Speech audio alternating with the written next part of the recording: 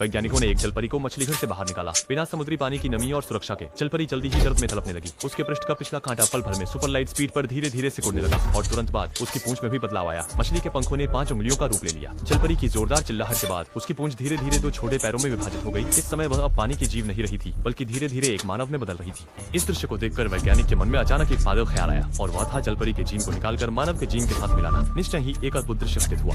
दिखाई दिया कि जलपरी का पेट फूलने लगा। सिर्फ 2 और आधे दिन में भीतर की छोटी जिंदगी आकार ले चुकी थी। प्रसव का समय करीब लग रहा था। लोग जल्दी से आए ताकि जलपरी को इस कठिन प्रक्रिया को पूरा करने में मदद कर सके। एक दिल दहला देने वाली चीख के साथ मछली का बच्चे का सकुशल जन्म हुआ। हालांकि हैरानी की बात यह थी कि बच्चे के जन्म के साथ भी कोई रोने की आवाज नहीं आई। और अधिक अजीब था कि उसकी त्वचा बड़े पैमाने पर चलने लगी, मानो कोई अदृश्य शक्ति उसकी बनावट को बदल रही थी। के लिए बच्चे को जीवित रहने का अवसर देने के लिए मत्स्य कन्या ने उसे थाम लिया और दृढ़ता से समुद्र तक की ओर बढ़ने लगी, जबकि बच्चे का पिता केवल दूर से चुपचाप देख सकता था। इसी समय मत्स्य कन्या अचानक समुद्र के पानी में कूद गई और अगले ही क्षण वह पानी में दर्द से चीखने लगी। एक पैंट के तैरते हुए के साथ मत्स्य कन्या और बच्चा दोनों ने अद्भुत के रूप में परिवर्तित। पुनर्जन्मे हुए बच्चे ने तुरंत ही समुद्र के पानी में स्वतंत्र रूप से तैरना शुरू कर दिया। इस दृश्य को देखकर जलपरी ने लंबे समय बाद मुस्कुराहट दिखाई। उसे पता था कि हालांकि बच्चा मानव रूप में आया है, लेकिन समुद्र की रगें उसके शरीर में गहराई से जमी है।